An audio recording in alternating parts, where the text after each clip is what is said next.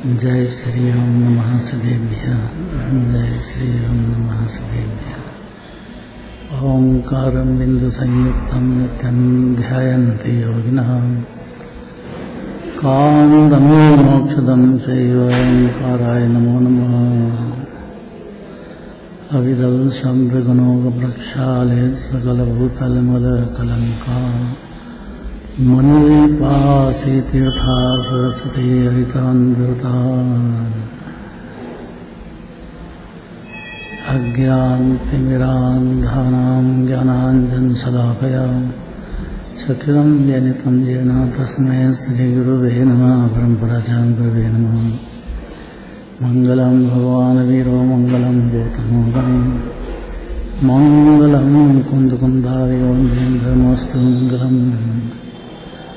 नमः समयसराय स्वानुभूत्या चकास्ते चित्सवाय भावाय सर्वान्तरचते।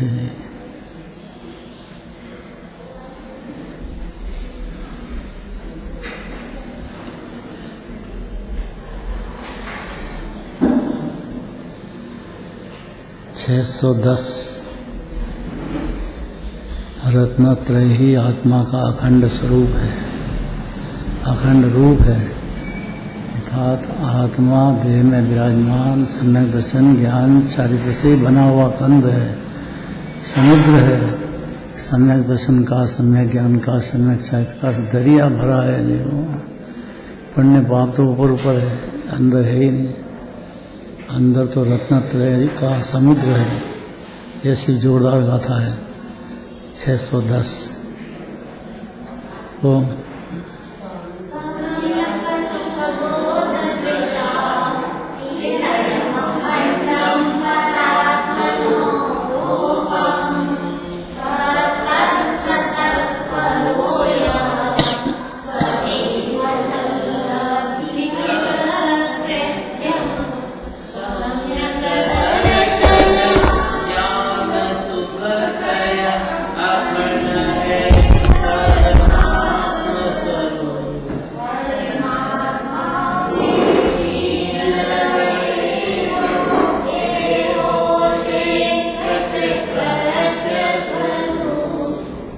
आत्मा है कि नहीं?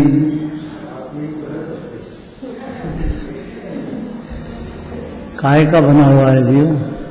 उद्गल का। हाँ, तो ये शाश्वत जो है वो आत्मा मतलब सम्यक दर्शन, सम्यक ज्ञान, सम्यक चारित्र का दरिया भरा है। उसको आत्मा जिनेन्द्र देव दिव्य ध्वनि में कहते हैं। संयोग में जो शरीर है और रागदेश है वो मूल में आत्मा है ही नहीं। अनादि से मान बैठा है जीव, लेकिन वो है नहीं जीव। उसको ज्ञान हो रहा है तो ज्ञान स्वरूप है, श्रद्धा होती है तो श्रद्धा स्वरूप है, चारित्र होता है तो चारित्र स्वरूप है। सही, अगर नहीं तो उल्टा चलता अनादि से। देह को, राग को, पर को अपना मानता है, अपना जानता है और उसमें आकुल व्याकुल होता है। बस इतना ही केस है। जो जीव ध्यान से सुनेगा आत्मा कैसा है, वो सम्यक दर्शन, सम्यक ज्ञान, सम्यक चारित्र का समुद्र अपने को देखेगा। मोक्ष चला जाएगा जीव। रत्नत्रय की प्राप्ति ही आत्मा का अखंड स्वरूप ही है। बना ही हुआ जीव इसका है, हमको दिखता तो है नहीं। अभी हम देह कोई देखने में लग गया, राग में रह गया, परिवार में डूब गया सब, तो कैसे दिखे? एक म्यान में दो तलवार नहीं रहती है। या तो अपने आत्मा को अपना मान लो, या परदेह को अपना मान लो, तीसरा कुछ होता नहीं है। राग रहे अलग बात है, मान्यता में तो कम से कम आना चाहिए। पढ़ते हैं सम्यक दर्शन, सम्यक ज्ञान, सम्यक चारित्र, ये तीनों आत्मा के ही अखंड रूप है। अखंड क्यों कहा? क्योंकि वन पीस बना हुआ देह में ऐसा ही अनादि से है, अनंत काल तक रहने वाला है। जीव सम्यक दर्शन का, सम्यक ज्ञान का, सम्यक चारित्र से ही बना हुआ है। ये तीनों आत्मा के अखंड रूप है। इसलिए आचार्य परमात्मा कहते हैं कि जो पुरुष परमात्मा में लीन है, अर्थात आत्मा में, परमात्मा मतलब आत्मा में आसक्त है, आत्मा को ही परमात्मा कहते हैं।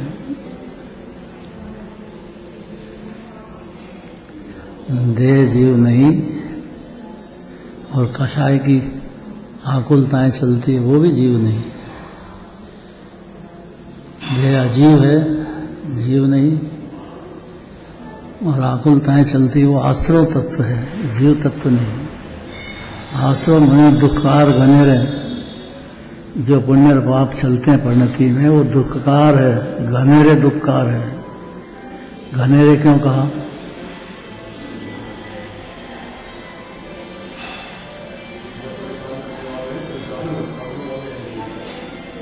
नहीं समझ में आया, जोर से बोलो। हाँ,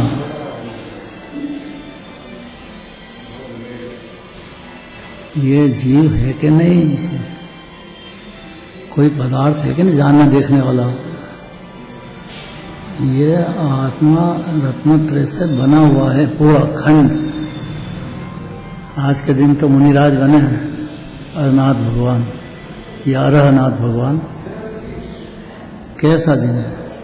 ऋषियों की तृष्णा छोड़ छोड़ संयम की साधना में,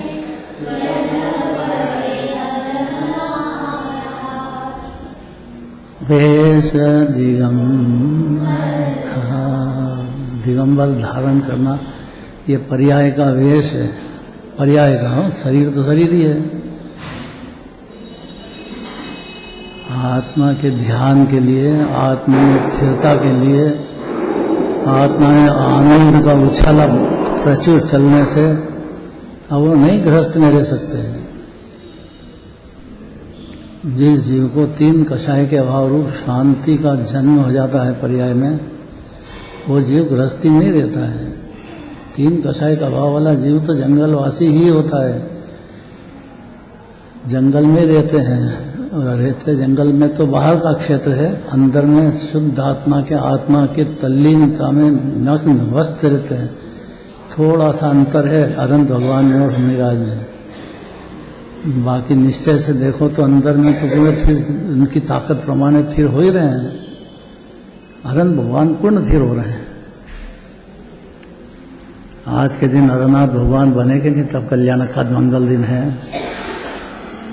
कैसा आनंद भोगते होंगे, कल्पना में भी आ जाए ना जीव के तो भी ज्ञानी हो जाएगा।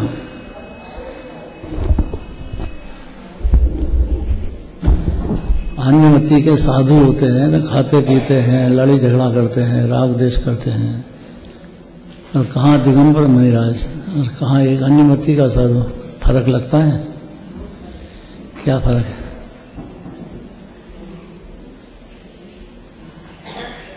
क्या फर्क है? मस्त रहते हैं मतलब मगन रहते हैं।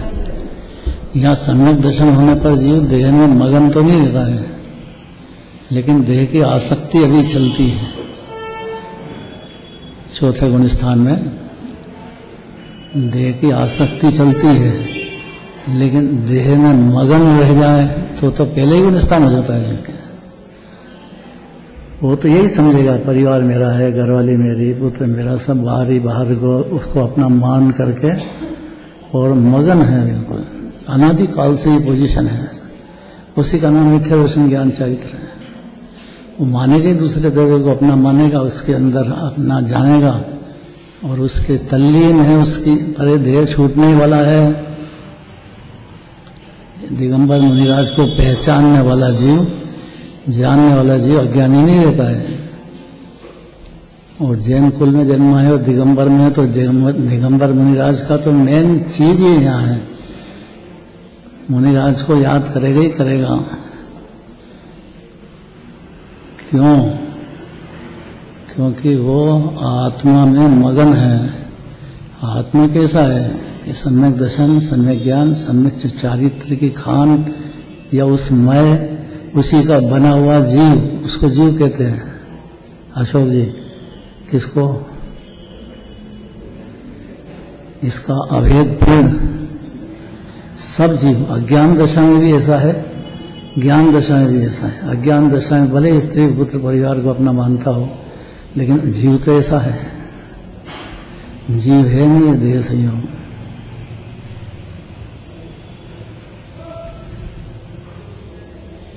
अब ज्ञानी के सम्यक दर्शन होने के बाद भी परिवार का राग रहता है, द्वेष रहता है,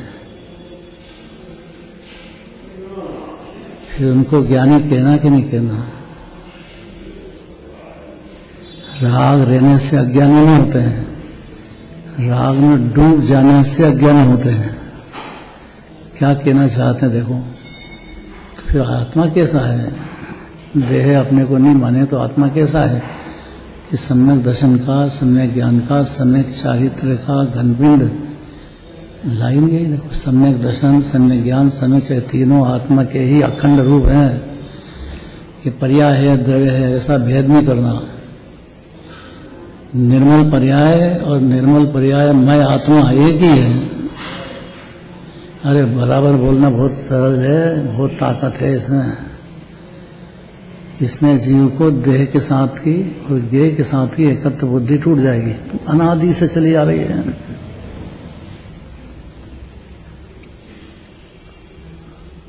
खंड खंड नहीं लेना है, क्योंकि ये जो काम होता है वो निर्मल पर्याय में होता है, जीव की पुण्य पाप की मलिन पर्याय में नहीं होता है। सम्यक दर्शन का, सम्यक ज्ञान का, सम्यक चारित्र का मय अखंड रूप जीव अज्ञान दशा में हो तो भी है तो ऐसा ही। वो जानता नहीं है, मानता नहीं है, ये अनादि की पोजीशन है, लेकिन वो कभी भी मान लेगा, जान सकेगा, क्योंकि ऐसा उसका अखंड रूप ही ज्ञान स्वरूप ही है। पर मुनिराज बनते हैं वो अलौकिक बात हो गया। हर सम्यक दृष्टि की भावना रहती है कि मेरी ऐसी दशा हो, लेकिन हो की भावना है, होना अलग बात है। इतनी देह की आसक्ति रहती है परिवार की, अपना तो मानता ही नहीं है, लेकिन अंदर ही अंदर में प्रेम रहता है, आसक्ति रहती है। आत्मा, ये तीनों आत्मा के ही आत्म स्वरूप। इसलिए आचार्य परमात्मा कहते हैं कि जो पुरुष परमात्मा में लीन है, किसको परमात्मा कह रहे हैं? आत्मा ही परमात्मा है, अमित गति से वंदे। अमित गति आचार्य कहते हैं, आत्मा जो है वही परमात्मा है और मेरे द्वारा वंदनीय है। आचार्य खुद कहते हैं। यही समझने में मिथ्यात्व और सम्यक छिपा हुआ है। मान लिया सम्यक दृष्टि हो जाएगा, नहीं माना तो मिथ्या दृष्टि रहेगा। मानते से ही अतीन्द्रिय आनंद का स्वाद आएगा, और उस स्वाद के आधार से तीन लोक का स्वाद सब फीका पड़ गया उसको। ऐसा अद्भुत अतीन्द्रिय निश्चय, शांत रस का भेद, जिससे तृप्ति आएगी जीव को अंदर। वो तो सम्यक दर्शन में हो जाता है जीव के। तो चारित्र में मुनिराज तो पूरी तरह से मग्न होते हैं। कोई भजन है? आज का दिन तो मुनिराज के भजन का ही दिन है। बस खूब भजन बोलना चाहिए, बहुत तरह के कीर्ति आते हैं। राजकुमार याद करो मुनिराज का भजन।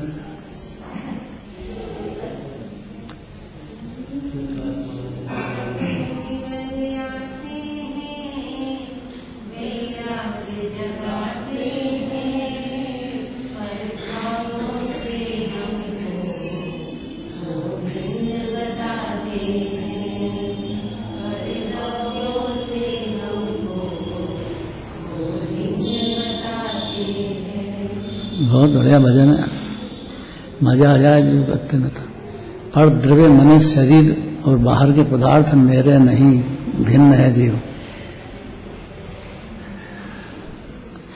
करोड़ों रुपए हो, बहुत बड़ा मकान हो, खाता पीता हो, तो उससे भिन्न है जीव। ये तो पुद्गल द्रव्य है, जीव है ही नहीं। और पर भाव माने पुण्य पाप के भाव से भिन्न है जीव। पाप के भाव से तो भिन्न है, पर पुण्य के भाव से भी भिन्न है। ऐसा जो बतावे वो दिगंबर मुनिराज है, और जो खुद भी रंगे उसमें, फिर खाली दूसरे को सुनाने का विषय नहीं है। वो खुद भी अपने को परदेव से, शरीर से, प्रभाव से और पुण्य पाप के भाव से भिन्न जानते, मानते हैं, रमते हैं भिन्न में। सम्यक दशा में तो खाली मानना जानना होता है, अंश में थोड़ा सा स्वाद आता है, बस जरा सा। वो सम्यक दृष्टि की दशा है, भले वो चक्रवर्ती हो, इंद्र हो, उससे कुछ फर्क नहीं पड़ता है। तो सम्यक दर्शन का बना हुआ आत्मा है, सम्यक दर्शन का, सम्यक ज्ञान का आत्मा है, सम्यक, ये तीनों आत्मा के ही अखंड रूप हैं। इसलिए आचार्य परमात्मा कहते हैं कि जो पुरुष, पुरुष माने आत्मा, जो आत्मा, पुरुष माने मनुष्य गति की बात नहीं, चारों गति में कोई भी जीव हो, पशु में हो, नारकी हो, देव हो, जो ऐसी प्रतीति कर लेते अंदर में, उनको यह बात जिसको जज गई कि आत्मा सम्यक दर्शन ज्ञान चारित्रमय है, सम्यक दर्शन ज्ञान चरित्र का बना हुआ महान पदार्थ है जीवन, सर्वोत्तम पदार्थ है 5-6 द्रव्यों में, ऐसा तीनों आत्मा के अखंड रूप। इसलिए आचार्य कहते हैं कि जो पुरुष परमात्मा में लीन है, अर्थात परमात्मा के आराधक, परमात्मा किसको कह रहे हैं? अंदर से निकलनी चाहिए आवाज है? तो आत्मा ही कहते थे, परमात्मा क्यों कहते हैं?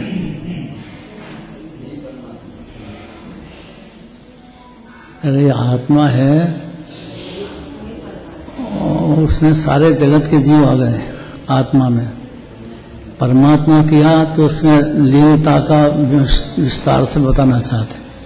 आत्मा तो सभी आनंद की दरिया है, शांति के समुद्र हैं, बने हुए इसी के। जो उसमें लीनता विशेष हो वो मुनिराज होते हैं, साधक होते हैं। पंचम अनुष्ठान मुनिराज, चौथे अनुष्ठान में तो खाली श्रद्धा है। पंचम अनुष्ठान में देश लीनता होती है, मुनिराज के तो प्रचुर लीनता होती है।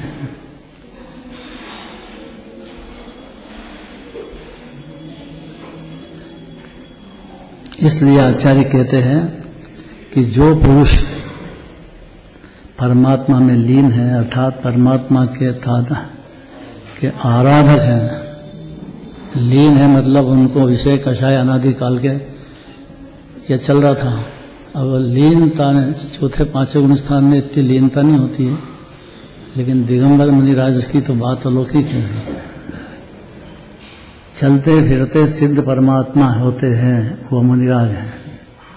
यहाँ तक कह दिया नियम सार जी में कि मुनिराज में और अनंत भगवान में कुछ भी अंतर नहीं है। जो अंतर देखते हैं वो जड़ बुद्धि है, अर्थात राग दिखता उनको। आत्मा में तल्लीनता हो रही है वो, और अनंत भगवान में कोई अंतर नहीं है। गजब बात है। उनका कहना यह है कि जगत में जीव जितने भी हैं, भले अज्ञान दशा में हो तो भी सम्यक दर्शन के, सम्यक ज्ञान के, सम्यक चारित्र के कंद हैं। इसमें से निकलती है ये सब परिणति। ऐसी श्रद्धा बैठने पर सम्यक दृष्टि नाम पाता है ये। फिर थोड़ा लीनता चालू हो जाती है। निज आत्मा से लीनता ही नहीं, प्रयत्न प्रसन्नता ही नहीं, तो ये तो बाहर में घूमता रहेगा। है तो विषय कषायों में तल्लीन है,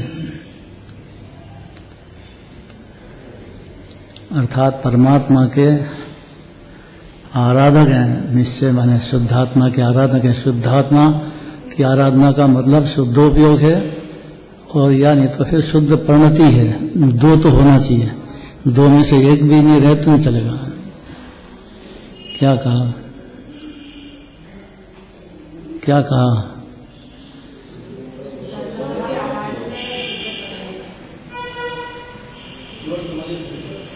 फिर से बोलो। देखो यहाँ अगर उपस्थित रहोगे तो सब लाइन से गाड़ी है। बैठे यहाँ है, मगज कहाँ चलता हो बाहर तो काम नहीं चलेगा। वो जिनवाणी सुनने लायक नहीं है। फिर उसकी दुनिया बाहर चलती है। फिर जिनवाणी सुनने बैठना है तो एकदम पावर से बैठना है। राजकुमार किसको आ रहा था? कहा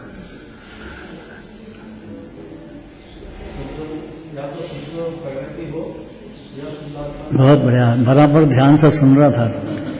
बहुत अच्छी बात है, बहुत बढ़िया जवाब दिया। देखो याद कर लिया इतना ही बहुत है। और ये दो बात भेद इसलिए है कि शुद्ध परिणति चौथे गुण स्थान से निरंतर चलेगी, हर क्षण पांचों गुण स्थान में बढ़ जाएगी। और मुनिराज तो बहुत डूबे हुए हैं आत्मा में, अपनी निज आत्मा के साथ कनेक्शन ही नहीं जुड़े, तब तक जीव मिथ्या दृष्टि है, घोर संसार का पात्र है, बढ़ता रहेगा। वो तो विषय कषाय को, स्त्री पुत्र आदि को ही अपना मान बैठा है। बाहर ही बाहर में ही उसको लगता है कि बस मैं बड़ा, मैं बड़ा। काय से? धन से।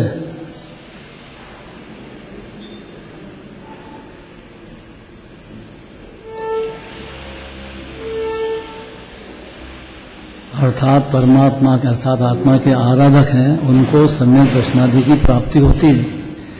अर्थात जो जीव को आत्मा पसंद आता है, अपनी आत्मा का श्रद्धान बैठती है, वही आराधक बनता है और कृतकृत्य हो जाते हैं।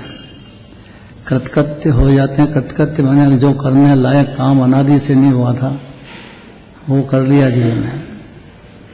रहते हुए देह में मगन है नहीं, राग होते हैं राग में मगन है नहीं, उसको अपनी शुद्धात्मा आनंद का सागर दिखती है। और दिगंबर मुनिराज का दासानुदास हो जाता है जीव। दिगंबर मुनिराज की श्रद्धा बैठ जाती है, दिगंबर मुनिराज की आराधना करने, वो उनको सुखी देखता है, अपने को दुखी देखता है। मुनिराज के सामने कहाँ मुनिराज, कहाँ अपनी परिस्थिति, कृतकृत्य हो जाते हैं। आत्मा की आराधना करने वाले मनुष्यों को आप देखो एकदम भावार्थ में क्लियर करते हैं। पद्म पर मलधारी देव मुनिराज, वो नहीं, पद्मनंदी आचार्य, पद्मनंदी आचार्य।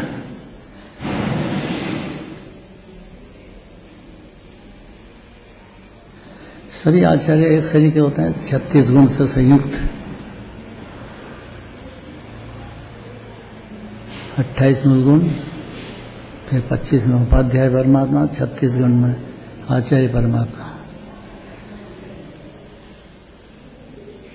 उनका कहना है कि आत्मा की आराधना करने वाले मनुष्यों को सम्यक दर्शन, सम्यक ज्ञान, सम्यक चारित्र की प्राप्ति होती है पर्याय में। क्यों? क्योंकि आत्मा बना हुआ ही इसका है। ये बहुत अलौकिक बात है। देह जीव नहीं है, राग देश ऊपर ऊपर है, कषाय एक समय की, वो कोई आत्मा में डूबती नहीं, कषाय बाहर ही बाहर है। आत्मा तो रत्नत्रय में लीनता वाले को ही आत्मा कहते हैं। लीनता मतलब श्रद्धा में मान लो, आत्मा मतलब रत्नत्रय की खान, अखंड अभेद एक रूप त्रिकाल, तीनों काल रहने वाला, अनादि अनंत अकृत्रिम। ये कोई बड़ा चढ़ा के नहीं कह रहे हैं, जो सत्य है वो कह रहे हैं। ऐसा जानने वाला जीव कृतकृत्य हो जाता है, उसको सम्यक रत्नत्रय की प्राप्ति होती है। क्योंकि सम्यक दर्शनादि आत्मा से भिन्न नहीं है, अभेद है। क्यों अभेद है? इसके अभिहाल राजकुमार ने बता दिया, इतनी देर में फिर याद कर लो क्यों अभेद है। बहुत बढ़िया राजकुमार ने जवाब दिया है। कौन बताएगा? विनोद।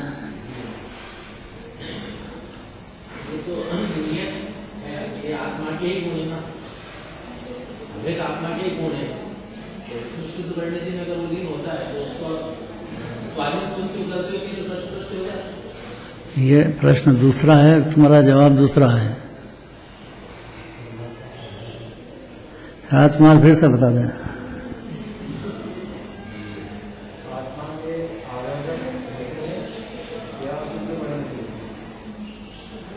या तो शुद्धोपयोग में रहे, वो तो निर्विकल्प, टोटली निर्विकल्प परिणति है। बुद्धिपूर्वक राग देश चलते हैं, वो दूसरी बात। बुद्धिपूर्वक शुद्ध आत्मा में पूरी तरह से लीन होते हैं तो दिगंबर मुनिराज हैं। आराधक हैं तो चौथे गुण स्थान से शुरुआत है उनके लिए, कि वो अनंत भगवान की दिव्यधनी की बात जो कहे भगवान ने देखा, ऐसा शुद्धात्मा अपने को मान लेते हैं तो उनकी परिणति में दो भाग चालू हो जाती है, शुद्धोपयोग भी होता है और शुद्ध परिणति भी होती है। शुद्ध परिणति होती है उस समय में पर्याय में पाप भाव या पुण्य भाव चलते ही हैं, लेकिन शुद्ध परिणति भी चलती है। ये बहुत समझने की बात है। देखो, खाता हो, पीता हो, व्यापार धंधा करता हो, लड़ाई झगड़ा करता हो, 6 खंड जीत में जाते हो, भाई ने भाई पे चक्र चला दिया, ऐसी चौथे पांचवें स्थान की स्थिति है, तो भी शुद्ध परिणति तो चलेगी निरंतर। अर्थात अकषाय रस का वेदन बंद नहीं हो सकता है। जो अपने को आत्मा माने, देह नहीं, उसकी परिणति में निर्मलता का जन्म हो जाता है और वो हर क्षण चलेगा। बढ़ेगा भी। सम्मर हुई, मैंने जन्म हुआ तो बच्चा बढ़ेगा ही। बच्चा पैदा हुआ, 2 दिन बाद 3 दिन का हो गया, 4 दिन का हो गया, 1 साल का हो गया, 2 साल का हो गया, तो बढ़ते ही जाएगा ना। ये जीव ने छोटा काम करा क्या? देह की जगह अपने को आत्मा मान लिया उसने, ये छोटा काम करा क्या? कहाँ दुख में गया अनादिकाल जीव का। देह में हूँ, राग द्वेष में मजा है, कषाय में, पुद्गल में, द्वे में, तृष्णा में तल्लीन था। बोलना बहुत सरल है, अंदर समझना और पुरुषार्थ बहुत ज्यादा है। और इसलिए बाहर में देखेगा ज्ञानी को तो अपना सरीका दिखेगा उसको, बल्कि अपने से ज्यादा मोह दिखेगा। तो ये क्या करते हैं? ये सब मोह काहे के लिए करते हैं? भोजन करना, शुद्धों में रहना और उसके बाद का जो मजा लेना वो शुद्ध परिणति है। उसके साथ ही शुद्ध परिणति जो किया है उसका आनंद भोगना है। हाँ, या फिर और कोई आनंद भोगना है अपने उपादान से। ये है निमित्त सच्चे देवशा गुरु का सानिध्य वगैरह दिखेगा, वो निमित्त की बात है। कार्य उपादान से होता है। निमित्त रहो और वहां भी कोरा का कोरा सिद्ध क्षेत्र जाओ तो भी अपने को आने के बाद फिर मैं तो दे ही हूँ, तो उस जीव को क्या करें? इसकी मूर्खताएं चलती जा रही है अनादिकाल की। अज्ञान कहो कि मूर्ख कहो, एक ही बात है। शुद्धोपयोग अर्थात डायरेक्ट और शुद्ध परिणति अर्थात इनडायरेक्ट। हाँ, शुद्धोपयोग पूरा टोटल उसकी अबुद्धिपूर्वक का छोड़ दो, तो अबुद्धिपूर्वक की कषाय छोड़ दो, गौण कर दो, तो फिर उसका शुद्धोपयोग दिखेगा, वरना आत्मा में डूबा दिखेगा। और शुद्धोपयोग के काल में तो आत्मा में तल्लीन है, भले कषाय चलती हो तो भी भिन्न की भिन्न रहेगी। शुद्धोपयोग में बुद्धिपूर्वक शुद्धोपयोग है, अबुद्धिपूर्वक अशुद्ध चलेगा। लेकिन साधक दशा शुरू हुई, सम्यक दर्शन होते से ही ऐसा एक क्षण भी नहीं जाएगा कि जब उसको आत्मा का अतीन्द्रिय आनंद का स्वाद नहीं आ रहा हो, चाहे पाप भाव में हो चाहे पुण्य भाव में हो, तो भी शुद्ध परिणति निरंतर चलेगी और शुद्धोपयोग कभी कभी होगा।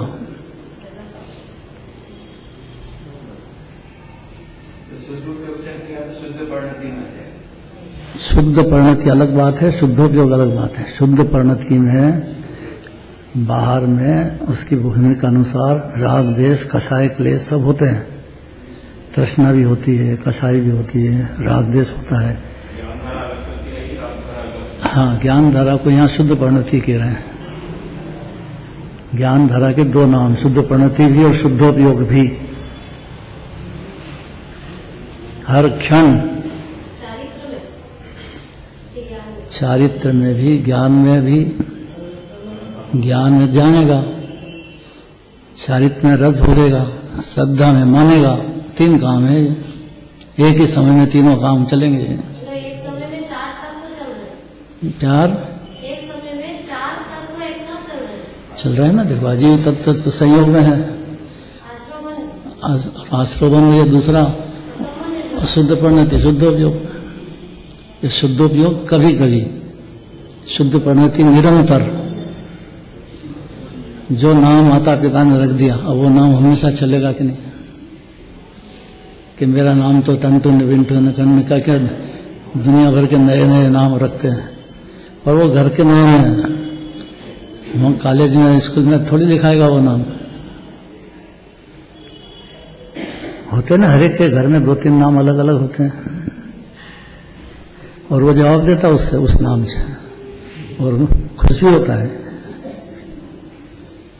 हमारे यहाँ काम वाली आती है तो उसका नाम सरस्वती भाई, तो कोई लक्ष्मी भाई, कोई पार्वती भाई, ऐसे ऐसे नाम देते हैं। आदमी के भी देते हैं, और वो निरंतर उसी नाम से पुकारा जाता है। सम्यक दर्शन होते से ही जीव ज्ञानी है, शुद्ध परिणति चल रही है।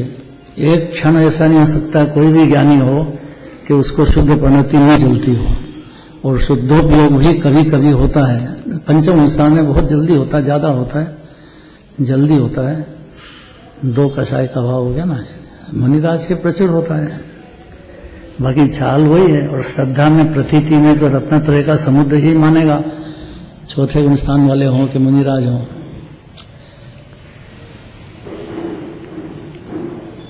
कठिन तो बहुत है, अपूर्व है। अगर सोचना चालू करेगा जीव तो उसको धीरे धीरे दिखेगी बात, और वो अपने आप को संभाल लेगा। भूला हुआ तो है ही, इतना बढ़िया गाथा आई है, गजब की गाथा आई है। 310 आत्मा की आराधना करने वाले मनुष्यों को, हम देखो स्पष्ट बात है, जो आत्मा का आराधक हुआ, पुद्गल का जड़ का नहीं रहा, जड़ पुद्गल में ही तल्लीन था अनादिकाल से। शरीर को संभालो, बाहर के पदार्थों को संभालो, बस उसी में तन्मय हो गया था, मानता था, वो नहीं। आत्मा की आराधना करने वाले मनुष्यों को सम्यक दर्शन, सम्यक ज्ञान, सम्यक चरित्र की प्राप्ति होती है। आत्मा या शब्द पसंद आ जाए जीव को तो भी सम्यक सम्मुख नाम पाएगा। आत्मा की महिमा, आत्मा की शक्तियां, नए वैभव, आत्मा का अद्भुत वैभव है, वैभव संपन्न जीव है। ये तो अज्ञान दशा में भिखारी शरीर का पुद्गल से सुख मानता बैठा पड़ा, लेकिन एक समय की भूल है बस। एक समय करते करते अनादिकाल चला गया।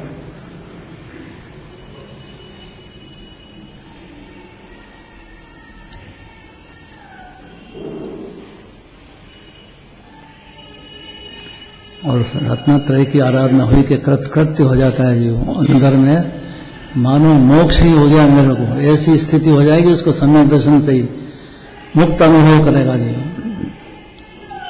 विकल्पों से मुक्त, दुखों से मुक्त, सुख में शांति का सागर आत्मा हाथ में आ गया। अब दुख हो स्थिरता का, लेकिन अनुभव करेगा अपने को आनंद का, वेदन में, मस्ती में, खाते पीते विषय कषाय में रहते हुए अंदर की मस्ती बंद नहीं होगी। ये बहुत सुखी जीवों का मार्ग है सम्यक दर्शन, दिगंबर जैन। चारों तरफ से वो सुखी सुख में डुबाते हैं जीव को। आज के दिन तो मुनिराज बने, कौन? अज्ञात भगवान। तो 3 कषाय के अभाव रूप शांति और शुद्धोपयोग हर होते ही जाता है उनको। शुद्धोपयोग में नहीं रहते हैं, शास्त्र रचना है, तीर्थ वंदना है, उपदेश आदि होते हैं।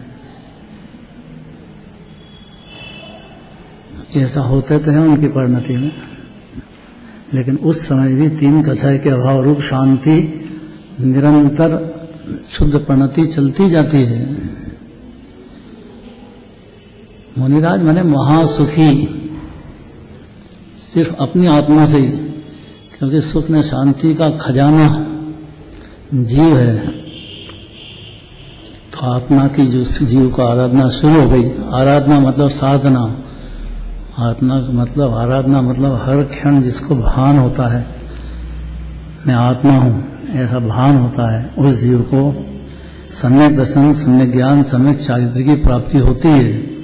क्यों? बाहर में तो ऐसा दिखते हैं, क्योंकि आत्मा से सम्यक दर्शनादि आत्मा से भिन्न नहीं है, आत्मा का ही अंश है वो, आत्मा की परिणति है वो, और आत्मा जानते से ही पैदा होती है। गजब बात नहीं है। आत्मा शक्तियों का भंडार, अनादि अनंत अकृत्रिम है जीव, देह से भिन्न, ऐसा मानते से ही जीव की परिणति में अद्भुत शांति न आनंद की बौछारें शुरू हो जाती है। उसकी दुनिया अलग हो गई। अब बाहर में दिखता है पर बाहर में है नहीं, और अज्ञानी हो और खूब बाहर में व्यवहार रत्नत्रय पालता हो, खूब पाले तो भी द्रव्यलिंग नाम पाते हैं। मूल चीज तो आत्मा का अमृत पीना चाहिए ना, ये अमृत स्वरूप है। ये आत्मा के भिन्न नहीं है सम्यक दर्शनादि, बल्कि आत्मा के ही अखंड स्वरूप हैं। सम्यक दर्शन की प्राप्ति से गजब बात है। देखो, मैं देह नहीं हूं, मैं अनादि अनंत आत्मा हूं, शुद्धता की पाठ, शुद्धोपयोग का सागर समुद्र हूं, ऐसा अंतर में यथार्थ अनुभूति पूर्वक श्रद्धान होते से ही बस यहां से पलटा शुरू हो गया जीव का।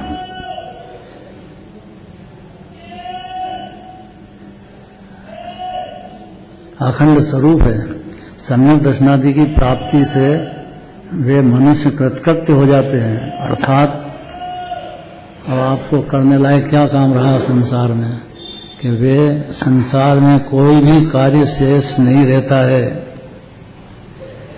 जो करना था, यह काम जो अनादि से नहीं हुआ वो उसने अपने में कर लिया, उसकी प्राप्ति से। इसलिए जो मनुष्य कृतकृत्य होना चाहते हैं, जन्म सफल करना चाहते हैं, दुखों से घबरा गए हैं, अब कषाय से भी घबरा गए, पाप से भी घबरा गए, पुण्य से भी घबरा गए, कुछ सार नहीं है। कल्पना लोक में थे अनादिकाल से। वे मनुष्य कृतकृत्य हो जाते हैं, अर्थात उन्हें संसार में कोई भी कार्य शेष नहीं रहता है कि जो करना बाकी रह गया। यही करना था। रत्नत्रय का जन्म हुआ, उसकी खान आत्मा हाथ में आ गई, अब कृतकृत्य हो गया जीव। इसलिए जो मनुष्य कृतकृत्य होना चाहते हैं उनको अवश्य ये कह रहे हैं कि बिल्कुल किसी के वश में नहीं होना है, अपने स्वभाव से वश में आना है। वे मनुष्य अवश्य ही सम्यक दर्शन, सम्यक ज्ञान, सम्यक चैत्य की प्राप्ति जो होना चाहते हैं उनको करना चाहिए ये काम, बार बार सुनना चाहिए सम्यक दर्शन क्या होता है, ज्ञान क्या होता है, चैत्य क्या होता है, और उसको आराधना उनकी शुरू करना चाहिए उनको रत्नत्रय की। कृतकृत्य होना चाहते कि अपना जन्म सफल, मेरा जन्म, अपन बोलते हैं भगवान के पास दर्शन भगवान के मिल जाए तो कृतकृत्य हो गया। मैं जिनराज के दर्शन करके जाओ दिन भर के लिए कृतकृत्य। दर्शन करना तो पहली बात है जैनियों की। दर्शन करने का अर्थ है कि आज का दिन मेरो जन्म सफल हुए। आज क्या बोलते हैं इसका,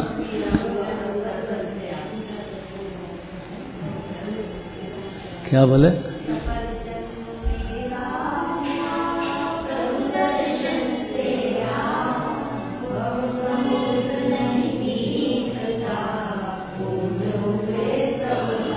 क्या बढ़िया बात है। ऐसे भगवान के दर्शन करने आए, अंदर में ये भावना जोर पकड़ जाना चाहिए जीव को कि मेरा जन्म सफल हो गया है, कृतकृत्य हो गया, मेरे को कुछ करना रहा नहीं। भगवान के दर्शन बहुत बड़ी बात है। कनेक्शन जुड़ना चाहिए ना जीव का आत्मा से, इधर व्यवहार में अरंग भगवान से। फिर से बोलना,